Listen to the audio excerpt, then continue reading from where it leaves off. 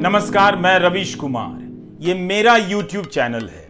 कई लोगों ने कहा कि मेरे नाम पर कई YouTube चैनल बन गए हैं और वे उस चैनल को फॉलो करने लगे हैं। जब असली सामने है तो नकली के पीछे क्यों भागना? वैसे ही ये देश नकली आदमी के पीछे भागा जा रहा है। नकली चीजों के इस्तेमाल की एक खास बात होती है। इसकी आदत तो बहुत जल्दी लग जाती है, मगर पीछा छुड़ाने में जमाना गुजर जाता है। इसीलिए कहता हूं, नकली चीजों का इस्तेमाल नहीं करना चाहिए। आदमी नकली हो या नेता फर्जी हो, उसमें हर दिन नकली बनते रहने की अद्भुत क्षमता होती है। वो नए नए रूप धारण करके आपके बीच आ जाएगा और आपको कभी यहां ले जाएगा, कभी वहां ले जाएगा, भरमाता रहता है। इसलिए आपके सामने असली खड़ा है और असली आदमी की एक खूबी और होती है, वो रूप नहीं बदल पाता, उसका एक ही रूप होता है। इसलिए जिन लोगों ने भी मेरे नाम पर YouTube चैनल बनाए हैं, उनसे गुजारिश है कि वो बंद कर दें। अब जब बात नकली और फर्जी की उठी गई है, तो इससे जुड़ी एक जानकारी आपको बता देता हूं। उद्योगों की एक संस्था है फिक्की, जो समय समय पर अध्ययन कराती रहती है और प्रकाशित करती रहती है कि नकली चीजों के इस्तेमाल से क्या क्या नुकसान हो रहा है। तो इसी तरह का एक अध्ययन 2017-18 या 18 के साल में प्रकाशित हुआ कि मशीनी कलपुर्जे जब नकली रूप में इस्तेमाल किए जाते हैं तो वो भी सड़क दुर्घटना का बड़ा कारण बनते हैं। और नकली चीजों के इस्तेमाल के कारण भारत सरकार को करीब करीब या अर्थव्यवस्था को 1.25 लाख करोड़ से ज्यादा का नुकसान होता है। 16 लाख से ज्यादा रोजगार प्रभावित होते हैं और सरकार को हजारों करोड़ रुपए के राजस्व का नुकसान होता है। इस तरह की चीजें ज्यादातर 5 बड़े सेक्टरों को प्रभावित करती हैं। एक तो कपड़ा है, दूसरा रेडीमेड गारमेंट है, तीसरा इलेक्ट्रॉनिक साजो सामान है, मशीन और कलपुर्जे हैं, फिर तंबाकू है। तो इन सारी चीजों के बहुत सारे नकली उत्पाद बन जाते हैं और सस्ता खरीदने के चक्कर में लोग और परेशानी मोल लेते हैं। तो इसीलिए ये बात बहुत अहम है कि जो नकली खेल खेल रहा है, किसी के नाम पर चैनल बना रहा है, किसी और प्रोडक्ट के नाम पर नकली प्रोडक्ट बना रहा है, वो ये जानता है कि लोग इसके झांसे में आ सकते हैं। फिक्की का ही एक अध्ययन बताता है, जो मीडिया में छपा भी है, कि जो लोग नकली चीजें खरीदते हैं उनमें से 80% लोगों को यकीन होता है कि वे असली चीजों का इस्तेमाल कर रहे हैं। तो आप मेरे नाम पर बने YouTube चैनल को फॉलो ना करें। कम से कम आप उन 80% लोगों में नहीं हो सकते। मुझे अच्छा नहीं लगेगा। इसी तरह का एक अध्ययन मुझे लगता है कि YouTube और सोशल मीडिया की साइट्स को भी करना चाहिए कि जो लोग किसी के नाम पर ट्विटर हैंडल बना लेते हैं, YouTube चैनल बना लेते हैं, Facebook पेज बना लेते हैं, वो उस व्यक्ति का कितना नुकसान करते हैं। बात केवल आर्थिक नुकसान की नहीं है। कई बार किसी के नाम से पेज बनाकर लोग झूठी बातें फैलाते हैं, अश्लील चीजें पोस्ट कर देते हैं, ज्यादा भ्रामक चीजें फैलती हैं तो लोग और परेशान होते हैं। और जिनके पास मेरा नंबर है, किसी तरह का संपर्क है, किसी के जरिए संपर्क है, वो अपनी परेशानी को मेरे नजदीक ठेलते रहते हैं।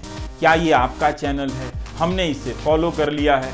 अब सबको जवाब देते देते मैं थक गया कि ये मेरा चैनल नहीं है, मैंने कोई YouTube चैनल नहीं बनाया है। लेकिन जून के महीने में इस साल मैंने एक चैनल बनाया था। मुझे लगा था कि मैं इसमें काफी कुछ कर पाऊंगा, मगर प्राइम टाइम की व्यस्तता के कारण वक्त मिलता नहीं है, तो बहुत कुछ कर नहीं पाया। कुंवर नारायण की एक कविता थी।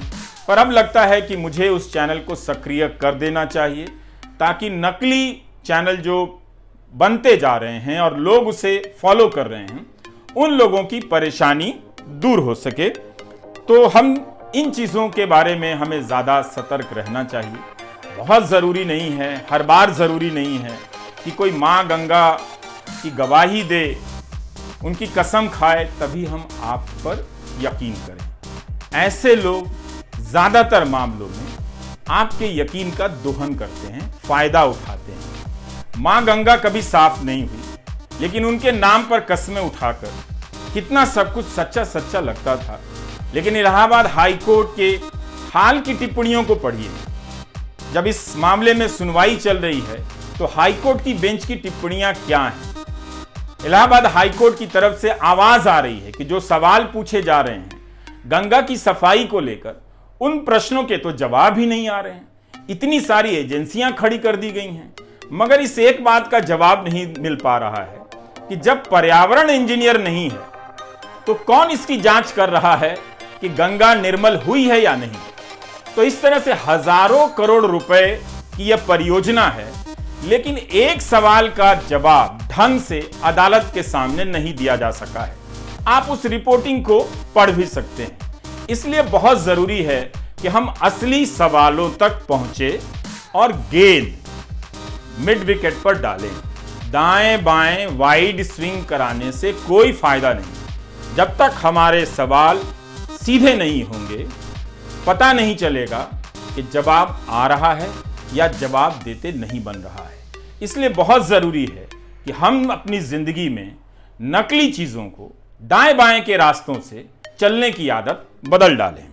यह जो संस्कृति बन गई है, इस चक्र को अब आप तोड़ दीजिए। इसी से नया रास्ता निकले और इसी से आपको अपने हुनर पर यकीन पैदा होगा कि आपके भीतर जो कुछ भी है, आप उससे लंबा रास्ता चल सकते हैं और आपके भीतर बहुत कुछ है।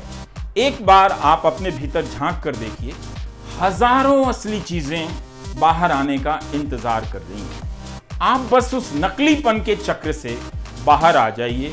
नकली नेताओं के पीछे चलना बंद कर दीजिए। मेरे सवालों के साथ, और जो सवाल सरकार के सामने दूसरे पत्रकार भी उठा रहे हैं, उन सवालों के साथ चलना शुरू कीजिए। तब आपको पता चलेगा कि नकली नेताओं ने आपके भीतर असली देखने की क्षमता कितनी कम कर दी है, रास्ते कितने बंद कर दिए हैं। तो इसलिए मुझे भी लगा कि मैं कितने लोगों को जवाब दे सकता हूं कि ये मेरा चैनल नहीं है, वो मेरा चैनल नहीं है।